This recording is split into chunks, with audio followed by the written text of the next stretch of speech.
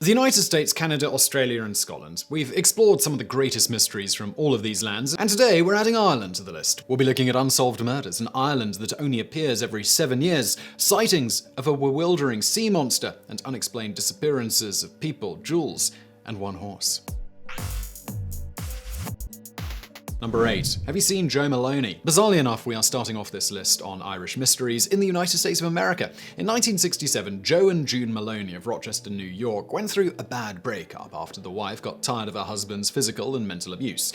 Joe Maloney's response to his wife leaving him was to poison her, which he did on their son's 5th birthday. Maloney was hardly a master criminal, and his behavior and his insistence that his wife committed suicide immediately raised the suspicions of the police. An autopsy revealed the poison, and Joe Maloney was subsequently arrested and convicted. However, instead of prison, he was temporarily sent to Rochester State Mental Hospital while awaiting a psychiatric examination.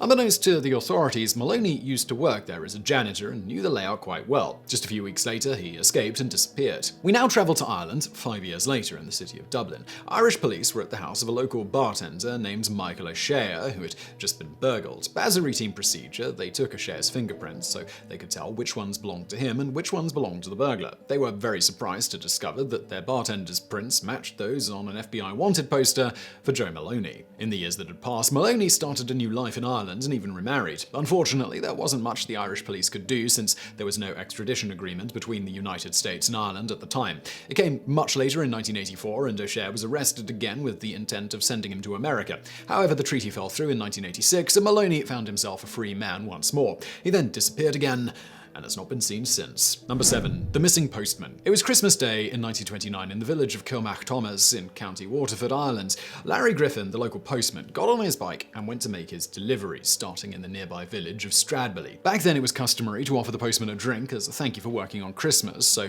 when Griffin did not turn up later that day, it was assumed that he had indulged in too much Christmas cheer and was sleeping it off somewhere. Only when someone found his bike abandoned by the side of the road did people start to realize that something more insidious had happened. The disappearance of the postman became a big case in Ireland. It was, in fact, one of the big cases handled by the Gardaí, Ireland's national police service, which had only been around for a few years at that point. It turns into a much bigger scandal when 2 of its own officers were implicated in the affair.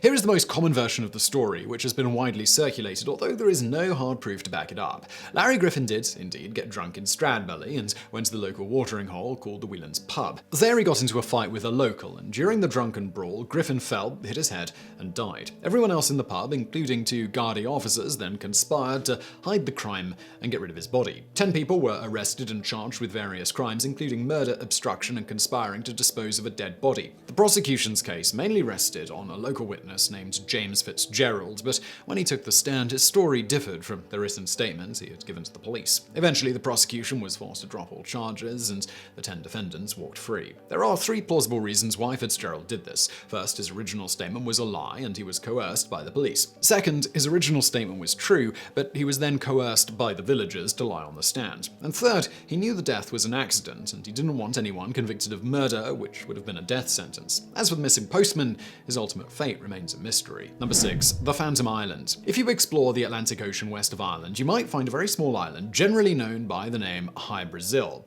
At least, should you find it. After all, it has been shown on maps for over 500 years, including those made by renowned cartographers. But this tiny island is in fact a product of myth and mystery, much like the famed lost city of Atlantis. The first known mention of this phantom land comes from 1325 in a nautical chart made by cartographer Angelino Dulcet, where he identifies the island of Brasil near Ireland. Later, a map made by Andrea Bianco in 1436 also named the Insula de Brazil. With each repeated mention, the existence of this island became more of a fact, and just a few decades later, people started setting off in search of it. Some even claim to have found it, such as the Irish saint Brendan of Clonfert and the Italian explorer John Cabot. Perhaps its most famous visitor was the Scottish captain John Nisbet, who allegedly found the island while sailing through heavy fog. Over the centuries, others have claimed to have seen the island appear and then vanish in front of their eyes. It became known as the Enchanted Isle, with stories that it only appears once every 7 years before disappearing again into the mists. Number 5. The Kilkee Sea Monster. Staying on the west coast of Ireland, we get closer to the shore as we approach the small seaside town of Kilkee in County Clare, which allegedly has its own giant sea monster similar to the creature in Loch Ness. Unlike Nessie, this one does not have a catchy name, but it has been described in a Victorian newspaper as having an enormous head shaped somewhat like a horse, while behind the head and the neck was a huge mane of seaweed-looking hair which rose and fell with the motion of the water. It appears that several sightings of the Kilkee Monster were reported during the 19th century. This included one appearance in 1850 when the beast appeared to be sunning itself, and a more famous sighting in September 1871 when the sea creature was spotted by a whole group of people, including a well-known clergyman, while they were out walking at a spot known as Diamond Rocks. It was this last event that caused the story to be picked up by British and American newspapers, even including an illustration of how the monster supposedly looks. The same story also included an interview with pioneering marine biologist Philip Henry Goss, who opined that the creature was an example of an ancient race of marine reptiles thought to be extinct. Number 4. Who was Peter Bergmann? There is a famous mystery in Australia known as the Somerton Man or Tamam Shud case, which refers to the body of a man found in 1948 on a beach that remains unidentified to this day despite extensive international searches. Ireland has its own version of the Somerton Man, although this one is more recent and has yet to attain the notoriety of its Australian counterpart. On the morning of June 16, 2009, a father and son running on the beach at Ross's Point found the body of a middle-aged man with no money or form of identification on him. He was wearing Speedos and a t-shirt and showed no obvious signs of foul play, so police initially suspected an accidental drowning.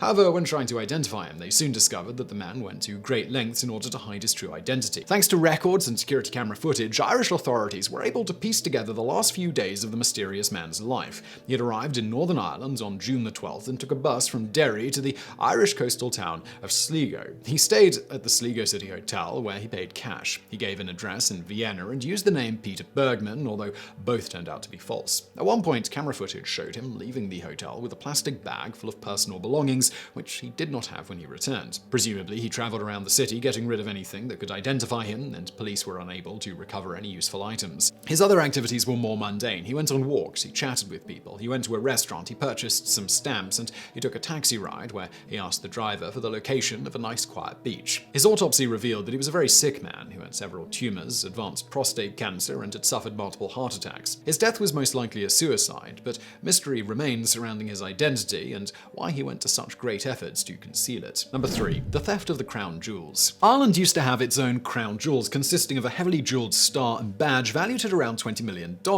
However, they were stolen from Dublin Castle over 100 years ago, and what exactly happened to them remains one of the country's greatest mysteries. Despite their popular name, the so-called Irish crown jewels were not actually connected to the monarchy. Instead, they were linked to the most illustrious Order of St. Patrick, an order of chivalry created in 1783 by King George III to act as an Irish complement to the Order of the Garter in England and the Order of the Thistle in Scotland. The theft of the jewels was discovered on July 6, 1907, alongside 5 collars that belonged to members of the order. Newspapers of the time proclaimed this as an impossible heist, writing that there is no spot in Dublin or possibly in the UK which is at all hours of the 24 more constantly and systematically occupied by soldiers and policemen. However, upon closer inspection, it seemed that security was a bit more relaxed than expected. For starters, a strong room had been built for the jewels back in 1903. However, only after it was finished did officials realize that the safe which housed the jewels was too big to fit through the door, so instead it was kept in the library outside the strong room. The man in charge of protecting the jewels was the Ulster King of Arms, a position held in 1907 by Sir Arthur Vickers. Only he was supposed to keep the 2 keys which opened the safe, one on his person and the other one at home. However, there were rumors that Vickers wasn't incredibly diligent when it came to safeguarding the keys, especially after an intense drinking session. He was fired from his position and became an obvious suspect. Other suspects included his assistant, his second-in-command, and several other people working at Dublin Castle, since it was commonly believed that the heist was an inside job. That being said, nobody was ever arrested for the crime, and the Irish crown jewels still remain missing. Number 2. The Vanishing Triangle. There is an area in Ireland where a lot of women went missing during the 1990s. It was dubbed the Vanishing Triangle by the media and includes areas in and around Dublin. Between 1993 and 1998, at least 6 women have gone missing, starting with Annie McCarrick, a 26-year-old American from New York who was visiting Ireland. Her disappearance led to one of the most extensive searches in the country's history, but authorities found no trace of her. The same thing happened with 5 other young women who vanished over the following years. Investigators now fear the worst and believe that the women fell victims to a serial killer. A convicted rapist named Larry Murphy emerged as a strong suspect, especially since the disappearances stopped around the same time as he went to prison. However, even with the assistance of the FBI, Irish police were unable to conclusively connect him to any of the vanishings. He has since been released from prison and his whereabouts are uncertain, and no other suspects have been named publicly. Number 1. The Disappearance of Shergar. Strangely, the most notorious disappearance in Irish history was not that of a human, but rather of a horse named Shergar. He wasn't just any horse, though. When he went missing almost 40 years ago, Shergar was valued at over $15 million, making him the most prized horse in the world. Born in County Kildare, he had been a champion racehorse. The horse made his racing debut in the 1980 season and then went on to dominate the 1981 season.